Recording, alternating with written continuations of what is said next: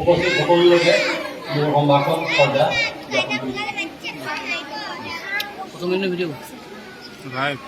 স্বাধীনতাৰ এই অমৃত মহোৎসৱত আপোনালোকে নিজে কেতিয়াবা অনুভৱ কৰেনে আপুনি স্বাধীন? মোক যদি সোধা হয় এই প্ৰশ্নটো যে আপুনি স্বাধীন নে,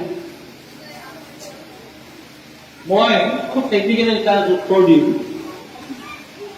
2018 চনত মই যিমান স্বাধীন আছিলোঁ, 2019 চনত মই যিমান স্বাধীন আছিলোঁ, 2021 চনত তাৰ পৰিমাণটো কমি আহিলে আৰু 22 চনত আৰু কমি আহিলে। কিয় তাৰ ব্যাখ্যাটো দিছোঁ?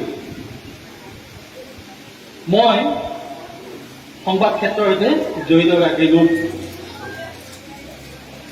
আপোনালোকে জানে যে সমগ্ৰ বিশ্বতে সংবাদ মাধ্যমৰ যিটো স্বাধীনতা কোনখন দেশত ক'ত কিমান আছে তাৰ এখন তালিকা প্ৰতি বছৰে প্ৰকাশ কৰে।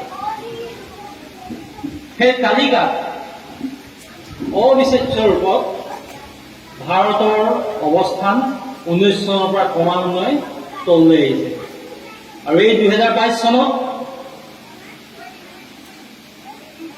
যিটো প্ৰেছ ফ্ৰীডম ইণ্ডেক্স বুলি কোৱা হয়, ভাৰতৰ সূচাংক স্থানাংকটো হ'ল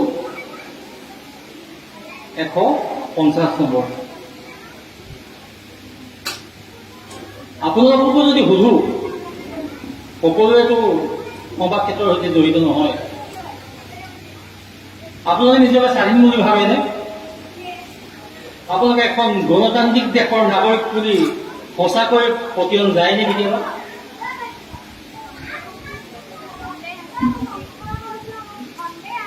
সন্দেহ আছে। এই সন্দেহটো কিহৰ কাৰণে?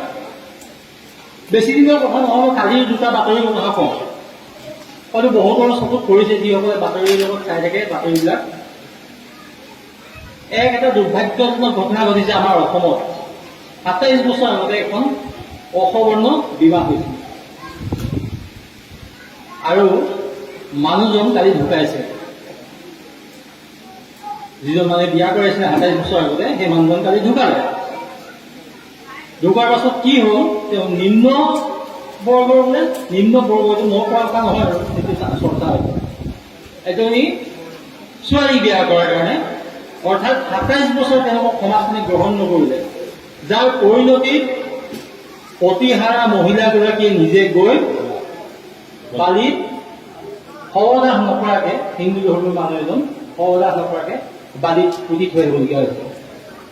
কিমান দুৰ্ভাগ্যজনক! স্বাধীনতাৰ হীৰক জয়ন্তী 75টা বছৰ অতিক্ৰম কৰাৰ পাছত কিমান এটা সামাজিকভাৱে আমি এতিয়াও পিছপৰা এটা অৱস্থাত আছো, সেই বাতৰিটোৱে সূচাইছে। দ্বিতীয় বাতৰি কালি হয়তো বহুতে মন কৰিছে, যোগী আদিত্যনাথৰ উত্তৰ প্ৰদেশত এজন পুলিচ কনিষ্টবলে তেওঁক মেচত ভালকৈ খাব দিয়া নাই, নিদিয়াৰ কাৰণে তেওঁ ৰাজপথত চিঞৰি চিঞৰি কান্দি সাধাৰণ জনতাক দেখাবলগীয়া হৈছে, কেমেৰা আগত দেখুৱাইছে আমাক এনেকুৱা ধৰণৰ খাদ্য খাবলৈ দিয়া হয়। সাধাৰণ জনৰ কথা বাদ দিছোঁ, এখন চৰকাৰৰ আৰক্ষী বিভাগৰ ওপৰত নিয়োজিত এজন লোকে মেচত যিটো খানা খায়, অতি নিম্নমানৰ খানা দিছে, যাৰ প্ৰতিবাদত তেওঁ ইতিমধ্যে গণতান্ত্ৰিকভাৱে উদ্বোধন কৰ্তৃপক্ষক জনালে। জনোৱাৰ লগে লগে তেওঁ সদায় হেঁচা দিয়ে, কয় চাকৰিৰ পৰা বহিষ্কাৰ কৰি উলিয়াই দিম, এনেকৈ একো নকৰিব। আৰু কালি দিনটো এই আজি দেশে স্বাধীনতাৰ অমৃত মহোৎসৱ পালন কৰিবলৈ যোৱাৰ কেইদিনমান পূৰ্বে, মাত্ৰ 2-3 দিনমান পূৰ্বে, মানে ঘণ্টা হিচাপে 150 হ'ব বুলি, তেনেকুৱা অৱস্থাত এই পুলিচ দলৰ এটা দুৰ্দশা আমি দেখিবলৈ পালোঁ। অৰ্থাৎ আমি সামাজিকভাৱেও, প্ৰশাসনিক স্তৰতো বিভিন্ন মানুহ এতিয়াও এই দেশখনত আছে। এই কালিৰ বাতৰিটা বেলেগৰ আগৰ উদাহৰণ পাতিছোঁ, কালিৰ উদাহৰণকেইটাই প্ৰতিমান কৰি তুলিছে যে দেশে যিটো মহত্তম এটা মহতি কাৰ্যসূচী 15 বছৰ পালন কৰে তাৰ ঠিক 100 ঘণ্টামান পূৰ্বে এনেকুৱা ধৰণৰ দুৰ্ভাগ্যজনক ঘটনা ঘটিছে। অৰ্থাৎ আমি সময় অনুসৰি স্বাধীনতাৰ প্ৰাপ্তিৰ পাছত আমি যেনেকৈ পৰিপক্ক হ'ব লাগিছিল, আমাৰ চৰকাৰ বাহিনী যেনেকৈ পৰিপক্ক হ'ব লাগিছিল, চৰকাৰ যন্ত্ৰটো যেনেকৈ পৰিপক্ক হ'ব লাগিছিল, আমাৰ সামাজিক চেতনা, আমাৰ সামাজিক দৈনন্দিন জীৱনত যি ধৰণৰ এনেকুৱা ধৰণৰ একো অসংগত বিবাহৰ উদাহৰণ দিছিল, এনেকুৱা ধৰণৰ চিন্তাবোৰ থাকিব নোৱাৰিছিল, আমি আজিও তাৰে চিকাৰ। সমস্যাটো হৈছে ক'ত? দেশ মানে কি? দেশ এখন মেপ, এটা সীমা, এটা ধৰ্ম, এটা জাতি। মোৰ এগৰাকী পূৰ্ব বক্তাই কৈছে যে আমি এটা জাতি, সেইটো হৈছে মই অস্বীকাৰ কৰিছোঁ। কাৰণ কিয়নো ভাৰতবৰ্ষৰ সংবিধানখনত প্ৰণয়তা বুলি আমি যাক চিনি পাওঁ, বি আৰ আম্বেদকাৰ, তেওঁ নিজে সংবিধানসভাত দিয়া এটা বক্তব্য উল্লেখ আছে যে ইমান জাতি জনগোষ্ঠীৰে পৰিপূৰ্ণ এখন দেশত কেনেকৈ ভাৰতীয় বুলি এটা জাতি উদ্ভৱ হ'ব পাৰে? এই প্ৰশ্নটো দেশৰ সংবিধান প্ৰণয়তাগৰাকীয়ে কৰিলোঁ। এতিয়া এইটো দেশ মানে কি? মই নিজে উত্তৰটো দিব বিচৰা নাই। ভাৰতৰ স্বাধীনতা আন্দোলন আপোনালোকে জানে দুটা ধাৰা দিছিল, এটা অখণ্ড পন্থা, এটা সহকৃত প্ৰথা। সহস্ৰ পন্থাটোত বিশ্বাসী এগৰাকী লোক ভুৱনেশ্বৰ দত্ত, তেওঁ বিপ্লৱকাৰী কাম কাজবিলাকৰ লগত জড়িত হৈ আছিল। তেওঁলোকে সহস্ৰ সংগ্ৰামটো অধিক সংখ্যক মানুহে তাক সহমত দিলে। কিয় নিদিলে তাৰ ব্যাখ্যাটো দিবলৈ কৈছে যে এই সংগ্ৰামখন, সহস্ৰ সংগ্ৰামখন মধ্যবিত্ত উচ্চ শিক্ষিত এখিনি মানুহৰ মাজতে সীমাবদ্ধ হৈছিল। আচলতে দেশ মানে এটা সীমা নহয়, দেশ মানে এটা ধৰ্ম বা জাতি বা এইখিনি ৰিলিজিয়ন কালচাৰ এনেকুৱা নহয়। দেশ মানে কি? তেওঁ কৈছে দেশ মানে জনগণ। অৰ্থাৎ আপুনি মই ইয়াত পঢ়ি থকা সকলো উত্তৰ প্ৰদেশৰ সেই খাবলৈ নোপোৱা 40জন বা কালি যিটো ঘটনা, দুৰ্ভাগ্যজনক ঘটনা অসমত ঘটিলে, সেই সকলো মিলি জনগণ। আমি এই মানুহখিনিয়ে এখন দেশক প্ৰতিনিধিত্ব কৰোঁ। কিন্তু আজিৰ তাৰিখত কৈছে কি? ভাল কাম হৈছে, নহয়তো কোৱা নাই। আজিৰ তাৰিখত হৈছে কি? এটা উলম্ব বিভাজন, জনগণৰ মাজত এটা উলম্ব বিভাজন হোৱা হৈছে। কাৰ কাৰণে? কিহৰ ভিত্তিত? সেয়া সকলোৱে জানে। আজি অসমীয়া মানুহ আজি সমস্যাটো কৰিছে, কেইবাগৰাকী কৈছে। আচলতে মইতো ভাবো আজি সভাখন প্ৰথম যিটো কোৰাছ আছিলে, আমাৰ ছাত্ৰ ছাত্ৰীসকলে পৰিৱেশন কৰিছিলে, সেই কোৰাছটোত এটা অংশ আছিলে আমাৰ নাই লাভ, আমাৰ নাই খাবলৈ, আমাৰ নাই পিন্ধিবলৈ। এতিয়া 75 ইয়াৰ্ছৰ পাছতো এই কোৰাছ সৰু সৰু উদ্যোগ লাগে এই বাক্যকেইটা সমূহাই এটা সমবেত সংগীত পৰিৱেশন কৰিবলগীয়া হৈছে। সেইখিনিতে আচলতে আমাৰ সভাখন বিশেষ হ'ব লাগিব। আমি যিখিনি কথা পাতি আছো সেইখিনি মাত্ৰ বাগৰুম্বা, সেইখিনি এনেই আমি বহলীকৰণ পাহৰিব কৰি আছো। তেওঁলোকে পুৰা 3টা বাক্যতে এই বস্তুটো কৰি গৈছে। অৰ্থাৎ আমাৰ অসমীয়া মানুহৰ মাজত এটা কথা আছে, প্ৰবাদ আছে যে আগে ভাত কথা, তাৰপিছত হৰি নাম বা হৰি কথা। কিন্তু আজিতো সেইটো নহয়। সমগ্ৰ দেশতে যিটো ধৰ্মীয় বিভাজন যিটো উলম্বভাৱে প্ৰকট হৈ পৰিছে, সেইটো অসমতো দেখা গৈছে। অসমীয়া মানুহৰ যি জাতি জনগোষ্ঠীৰ পৰিচয় নাই, তেওঁলোকে আজিকালি হিন্দু হ'বলৈ ভাল পায়। গোটেই দেশখনতে, সমগ্ৰ দেশখনে এতিয়া হৈছে কি? মেজৰিটিয়ান ষ্টেট, সংখ্যাগুৰুৰ ৰাষ্ট্ৰ। আৰু ভোটকেন্দ্ৰিক নিৰ্বাচনী যিটো গণতান্ত্ৰিক যিটো ব্যৱস্থা, তাত সংখ্যাগুৰু মানুহখিনিক অসন্তুষ্ট কৰোঁ বুলিয়ে নকৰোঁ বুলিয়ে সকলো ৰাজনৈতিক দলে চলচাই পঠিয়াব পাৰে।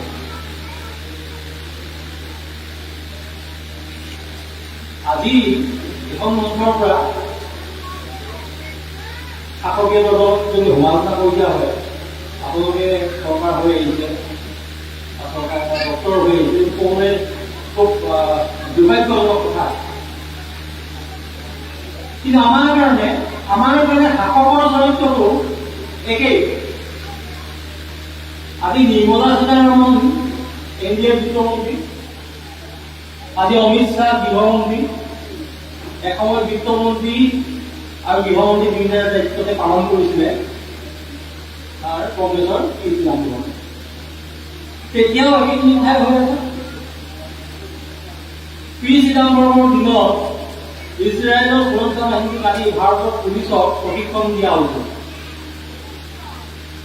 আৰু সেই প্ৰশিক্ষণৰ একমাত্ৰিক উদ্দেশ্যটো হ'ল কি, বাস্তাৰৰ পৰা আদি কৰি ৰায়পুৰ, দণ্ডকাৰণ্য যিমানবোৰ আদিবাসী লোক আছে, সেই আদিবাসী লোকক তাৰ পৰা স্থানান্তৰ কৰি তাত যাতে খনিজ সম্পদৰ লুটপাট কৰিব পাৰে, তাৰ কাৰণে বৃহৎ পুঁজিপতি গোষ্ঠীক মোহাৰি দিয়া।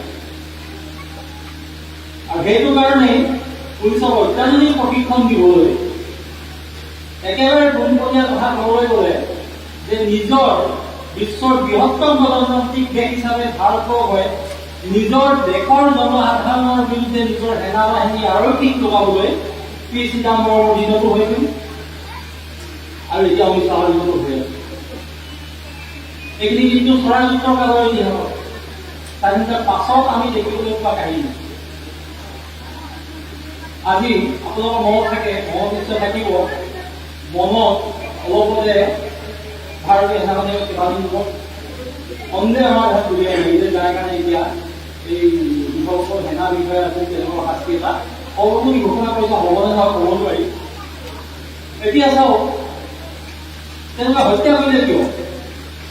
হত্যা কৰিলে এখন আইনৰ অধীনত, যিখন আইন এতিয়া অসমতো চলি আছে, উত্তৰ পূবৰ বিভিন্ন প্ৰান্তত চলি আছে, সামৰিক বাহিনী বিশেষ ক্ষমতা আইন। অৰ্থাৎ গণতান্ত্ৰিক দেশ এখনত, আজি গণতান্ত্ৰিক দেশ এখনত এই আইনবোৰ চলাই ভাৰতে কি কৰিছে, ছায়া বিফলতা অৱতীৰ্ণ হৈছে, নিজৰ মানুহখিনি সন্দেহৰ ধাৰ মাৰিছে। যদি প্ৰমাণ পালেহেঁতেন তেতিয়াহ'লে আমাৰ আপত্তিবলগীয়া কোনো কথা আছিলে বা আজিকালিৰ বিতৰ্কলৈ আহি আছে, কিন্তু যাক সন্দেহ কৰিছে মত কৰি মাৰিলে পাইছে। সেইকাৰণে মই আপোনালোকক প্ৰথমতে সুধিছিলোঁ, আপোনালোকে নিজকে ভাবেনে স্বাধীন বুলি? আজি বহুতে ইণ্টাৰনেট খুচৰি চাই, মই দুটা উদাহৰণ দিম। পৃথিৱীত আটাইতকৈ ভোকালৰ মানুহ ক'ত আছে? পুষ্টিহীনতাত ভোগা শিশু ক'ত আছে? নিবনুৱা সমস্যাত আক্ৰান্ত যুৱ সমাজ ক'ত আছে? ক'ত আটাইতকৈ বেছি ডাঙৰ নিবনুৱা সমস্যা হৈ আছে? তাৰ সকলোবোৰ উত্তৰ যদি আপুনি যায়, পাব যে ভাৰতে প্ৰথম কেইখনমান দেশৰ ভিতৰতে তাত আগস্থান পাইছে। অৰ্থাৎ ভাৰতত এই পৰ্যন্ত দুৰ্ভিক্ষ আছে, পুষ্টিহীনতাত ভোগা ৰোগী আছে, নিবনুৱা আছে, আৰু তাৰ ওপৰত আমাৰ মাধৱা ক'বলৈ আহিছে, আপুনি যদি ঘৰত গুৰুতৰভাৱে আক্ৰান্ত ৰোগী আছে, বেমাৰী আছে, আপুনি দেখিব যে নিজেও দৰৱৰ দাম বাঢ়ি আছে। কাৰ ক্ষেত্ৰত? মই কালি এটা সাংঘাতিক কথা শুনিলোঁ, ফাৰ্মাচী ব্যৱসায়ৰ লগত জড়িত ল'ৰা এজনৰ পৰা, যে এবৰ বুলি এটা কোম্পানী আছে দৰৱ, সেই দৰৱ কোম্পানীটো চৰকাৰৰ কাৰণে হেঁচা দিছে যে ৰিলায়েন্সক বেছি দিবলৈ। ৰিলায়েন্স গ্ৰুপক বেছিকৈ হেঁচা দিছে, জোৰবস্তি হেঁচা বেছিকৈ লাগিব। অৰ্থাৎ ভাৰতত যিমান ডাঙৰ ডাঙৰ পুঁজিপতি আছে, সেই পুঁজিপতিয়ে গোটেই সা সম্পদ সুযোগ কৰাৰ এটা কম্পিটিশ্যন মানিছে। সেইটো কাৰ কাৰণে হৈছে? শাসকৰ কাৰণে হৈছে। সেইটো আমি পি চিদাম্বৰমৰ দিনতে একেখিনি কথাই দেখিলোঁ, যে ডাঙৰ ডাঙৰ মাল্টিনেশ্যনেল কোম্পানী, বহুজাতিক কোম্পানীসমূহক দেশৰ সম্পদ লুটিবলৈ সুবিধা কৰি দিয়া হ'ল। আৰু এতিয়াও দেখিছোঁ দেশৰ পুঁজিপতি আপোনালোকে আচৰিত হ'ব, আপোনালোকে বহুতে হয়তো জানেই এই কথা যে যি সময়ত কৰোণা মহামাৰী আছিল, উৎপাত আছিল, যি সময়ত দেশৰ উৎপাদন ব্যৱস্থা শেষ হৈ গৈছিল, উৎপাদনেই নাছিল, ব্যৱসায় বাণিজ্য বাদ দিয়ক, মানুহে কিমান খাইছে ৰাস্তাত ওলাবলৈ। সেই সময়ত দেশৰ কেইজনমান ধনাঢ্য ব্যক্তিয়ে নিজৰ সম্পত্তি হাজাৰলৈ বঢ়াইছে। অথচ দেশত কোনো কেতিয়া ফেক্টৰী এটা চলি থকা নাই, এখন মাৰ্কেট নাই, বজাৰ নাই। অথচ তেওঁলোকৰ সম্পত্তি কিন্তু সেই স্থবিৰ অৱস্থাটো, সেই স্থিতাৱস্থাৰ কাৰণটো বহু বাঢ়ি গ'ল। 65জনমান মানুহ বিলিয়নাৰ এটা সম্পত্তি গোটালে আৰু প্ৰায় 83% মানুহে দৰিদ্ৰতা দিশলৈ কৰোণা সময়ত আগবাঢ়িছে। এই কথাবোৰ বুজিবলৈ অকণমান অসহজ হ'ব পাৰে, কিন্তু আপোনালোকে নিজকে প্ৰশ্ন কৰা উচিত। কেলে প্ৰশ্ন কৰা উচিত? আজি আমি দেখিবলৈ পাইছোঁ, মই ৰাজনৈতিক দলক সমালোচনা কৰিব যোৱা নাই, আমাৰ মানুহৰ মানসিকতা কি হৈছে। আমাৰ মানুহ, আপোনালোকে কিজানি এটা ভিডিঅ' দেখিছে, খুব আমোদজনক ভিডিঅ', মাজতে কিবা উপনিৰ্বাচনী কিবা হৈছিলে, সকলো তাপত মহিলাজনী এনেকৈ জাপ মাৰি নাচি আছে। দেখিছে যে ফেচবুক ছচিয়েল মিডিয়াত খুব বিগত জাপ মাৰি নাচ কৰি আছে। এই যে নাচ বাগ কৰিছে, তাৰ বিপৰীতে আমাৰ মানুহৰ কি হৈছে? উৎপাদনী ক্ষমতা খতম হৈছে, শেষ হৈছে। আমাৰ পৰম্পৰাত যিটো কথা আছিলে, আগে ভাত কথা, তাৰপিছত খৰি কথা, আমাৰ মানুহে পাহৰি গৈছে। আমাৰ মানুহে আজিকালি হিতাধিকাৰী হ'বলৈ ভাল পায়, যাৰ কাৰণে এটা কেলেহুৱা জাতিত পৰিণত হৈছে, যাৰ কাৰণে আমাৰ জাতীয় জীৱনৰ যিখিনি দায়িত্ব আছে বা সামাজিক স্তৰত আমাৰ যিখিনি কৰিবলগীয়া আছে, সেইখিনি আমি নকৰোঁ বা কৰাৰ পৰা আঁতৰি গৈছোঁ। এই যে ঘটনাবিলাক হৈছে, এইবিলাক কেৱল সামাজিক বুলি নহয়, সাংস্কৃতিক ক্ষেত্ৰত আপোনালোকে মন কৰিব। অতি দুৰ্ভাগ্যজনক এইদিনা মই দেখিলোঁ, আমাৰ এখন আউনীআটী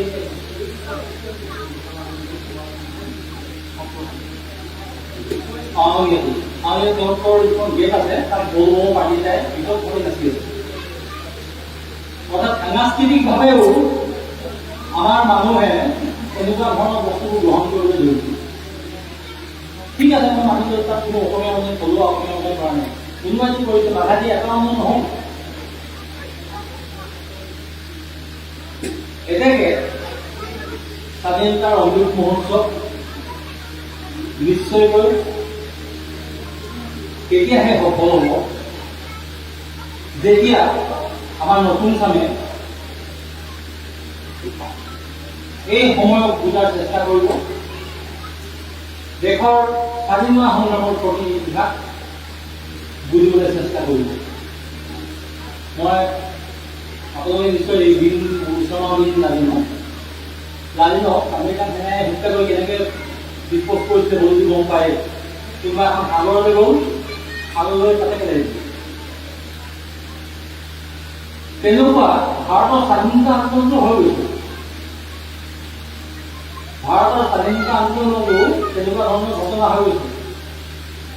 ঔপনিৱেশিক ব্ৰিটিছ শক্তিয়ে ৰাইজৰ মাজত বেছি বিদ্ৰোহ হ'ব বুলি চট্টগ্ৰামৰ যিটো অস্ত্ৰাগাৰ ৰোগৰ ঘটনাত জড়িত মেইন অভিযুক্ত সূৰ্যসেন আৰু তাৰকেশ্বৰ দস্তিদাৰ, এই দুজনকে মাৰি পেলাই সাগৰত, সেই তেতিয়াই, আজি বিলজালিৰ কাহিনীটো বেছি দিনৰ কথা নহয়, সেই তেতিয়াই এই দুজন দেশৰ শ্বহীদৰ বলিকেইটা, নষ্ট দেশকেইটা সাগৰত নিক্ষেপ কৰিছে।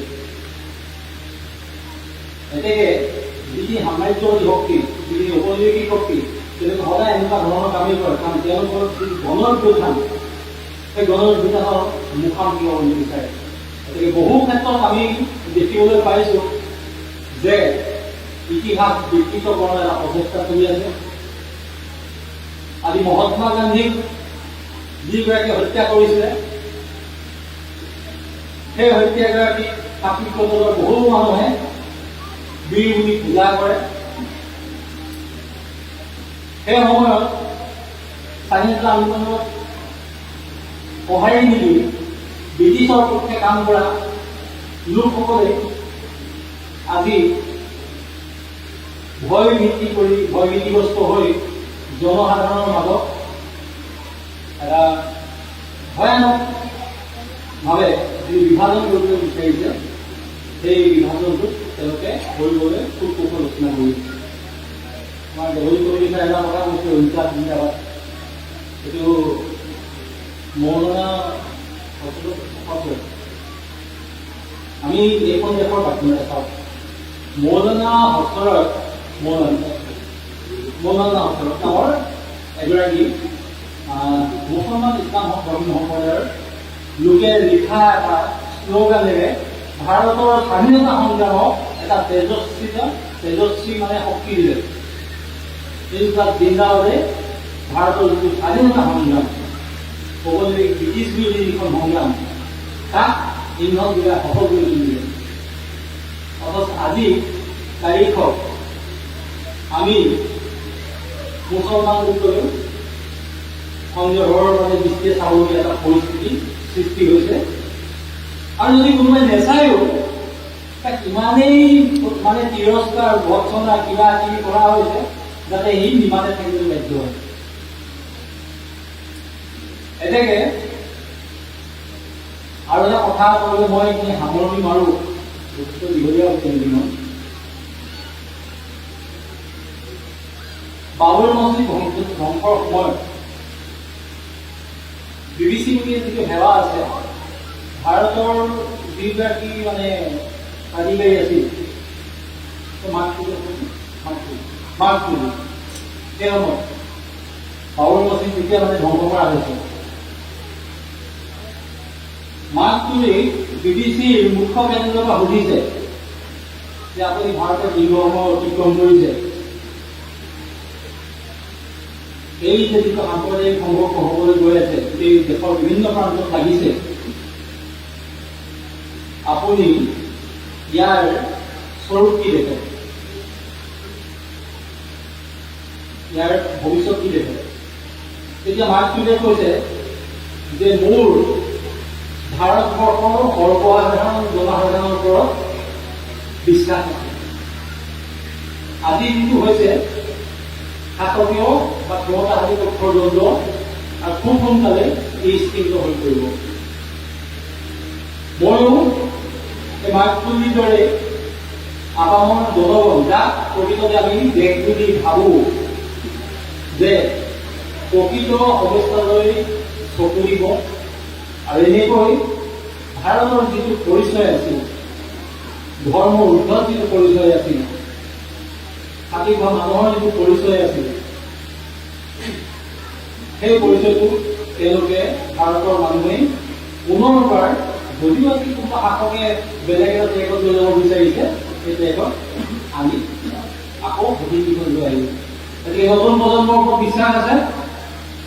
যদিও বা কঠোৰভাৱে চৰকাৰী পক্ষকে সমালোচনা কৰিছো, আৰু মই নিজে এটা সিদ্ধান্ত লৈছো যে মই 13 তাৰিখৰ পৰা পতাকাটো নোলোৱাওঁ, 15 তাৰিখে মই সভাটো নোলোৱাওঁ, এখন ওলাই কৰিলো বা গাড়ীৰ পৰা দিব বা এতিয়া সেইটো মোৰ হেৰি ব্যৱস্থা দিয়ে আমি নাজানো। 13 তাৰিখত মই নকৰোঁ, কাৰণ জাপি দিয়া যিটো বস্তু চলিছে, ওপৰৰ পৰা জাপি দিয়া যিটো চলিছে, আদেশ নিৰ্দেশৰ এখন স্বাধীন দেশৰ নাগৰিকক চলাব নোৱাৰি। শাসকীয় পক্ষই সেই কথাটো লাহে লাহে ক্ৰমান্বয়ে পাহৰি গৈছে, আৰু আশা কৰিছো তেওঁলোকৰ যি সন্মতি হ'ব আৰু ভাৰতৰ প্ৰকৃত সমস্যাবিলাকলৈ মন দিব, আৰু মন দি স্বাধীনতা এই অমৃত মহোৎসৱৰ পাছতে আমি এটা নতুন আভাস দেখিবলৈ পাম, আৰু তাক নতুন প্ৰজন্মই কঢ়িয়াই দিবলৈ সক্ষম হ'ব। তাত যিসকল কৰ্মী ল'ৰা ছোৱালী পঢ়ি আছে, তেওঁলোকে ভৱিষ্যতে ডাঙৰ হ'ব, তেওঁলোকে বিজ্ঞান, সমাজ বিজ্ঞান বা সংস্কৃতি সাহিত্য পঢ়িছিল, ভূগোল যেতিয়া পঢ়িব বিষয় হিচাপে বাছি ল'ব, ৰেট্ৰিফৰ এটা ৰেট্ৰি যদি সন্ধিয়া এটা পাম, একৰ সন্ধিয়া এটা পাব। সেই ৰেট্ৰিৰ মানুহৰ কোনো নাছিল, এজন মানুহৰ নাম আছিল। তেওঁ এই যে ভাৰত বিভাজন হ'ব, ভাৰত পাকিস্তান বিভাজন হ'ব, সেই সীমাটো নিৰ্ধাৰণ কৰিবলৈ উপনিবেশ শক্তিয়ে ব্ৰিটিছে তেওঁক মাতি আনিছিল। তেওঁ তেতিয়াই ভাৰত পাকিস্তানৰ সীমাবোৰ চাবলৈ গৈ জনসাধাৰণৰ মাজত যিটো মানে হিংসাত্মক যিটো দম দেখিলে, যেনেকুৱা ধৰণৰ এটা বিপৰীতমুখী প্ৰতিক্ৰিয়া দেখিলে, তেওঁ ভাবিলে যে মই এইখন একদম নৰৰক্তই গৈ ল'ব ভাৰত, ইয়াত থাকিলে মই পাগল হৈ যাম, ইয়াত থাকিলে মই পাগল হৈ যাম, বেলেগ গুচি যাওঁ কলা হোৱাৰ বাবে। তেওঁ কাম আধৰুৱা কৰি ৰেড ফিল্ডে গুচি গ'ল ভাৰতৰ পৰা। সেই সময়ত অবিভক্ত ভাৰতৰ পৰা গুচি গ'ল। গতিকে প্ৰত্যেকে ৰেড ফিল্ডৰ কথা মনত পেলাব যে এইখন ভূখণ্ড ধৰ্ম আধাৰত নৰৰক্তৰে ৰঞ্জিত কৰিবলগীয়া নহ'ব। 1947 চনৰ পৰা এইটো স্বাধীনতাৰ পৰিক্ৰমা, এই পৰিক্ৰমাটো আমি ভাৰতক সমগ্ৰ দেশৰ সমগ্ৰ বিশ্বৰ ভিতৰতে এখন উল্লেখনীয় সঁচা অৰ্থত গণতান্ত্ৰিক দেশ হিচাপে যদি প্ৰতিষ্ঠা কৰিব পাৰোঁ, আৰু তাৰ কাৰণে অভিভাৱকসকলৰ আটাইতকৈ বেছি দায়িত্ব আছে। তেওঁলোকে নিজৰ সন্তানক বুজাব লাগিব, দেশৰ ইতিহাস তেওঁলোকক বুজাবলৈ সহায় কৰিব লাগিব। আৰু মই ইয়াতে ধন্যবাদ জনাইছোঁ দেৱজিৎ চৌধুৰী ডাঙৰীয়া প্ৰমুখে তেওঁৰ টীম এই ভিতৰৰ এই এলেকাটোৰ এই অনুষ্ঠানটো কাৰ্যকৰী কৰিবলৈ তেওঁলোকে বাছি ল'লে। আৰু সৰ্বোপৰি মই ধন্যবাদ জনাইছোঁ শৰৎ চেঙা ফুকনক মই ধন্যবাদ জনাইছোঁ। তেওঁ নাই হয়তো তেওঁ যথেষ্ট কষ্ট কৰি অনুষ্ঠানটো ত্যাগ কৰিলে। কথাখিনি ক'লো হয়, কিন্তু যদিহে ঘৰত থকাহেঁতেন মই এটা প্ৰস্তাৱে দিব যে মোৰ ওচৰত এখন স্বাধীনতাৰ ভিতৰৰ সৰু সৰু ল'ৰা ছোৱালী পঢ়িব পৰা কিতাপ এখিনি আছে, আপোনালোকৰ অঞ্চলত যদি স্কুলৰ পুথিভঁৰাল আছে বা নিউ কিবা পুথিভঁৰাল আছে, তেন্তে মই ঘৰৰ পৰা দিব পাৰোঁ। এইখিনি কৈ মই মোৰ বক্তব্য ধন্যবাদ। ধন্যবাদ সুৰজ শইকীয়া। আমাক সমালোচনা কৰিছে, আপোনালোকে ভাৰত চৰকাৰক সমালোচনা কৰিছে, মই বেয়া পোৱা নাই। কিন্তু মই প্ৰথমতে কৈছিলোঁ কিয় সত্ৰৰ সমালোচক, আৰু সত্ৰৰ সমালোচক কাৰণে মই তেখেতক মাতি আনিছোঁ।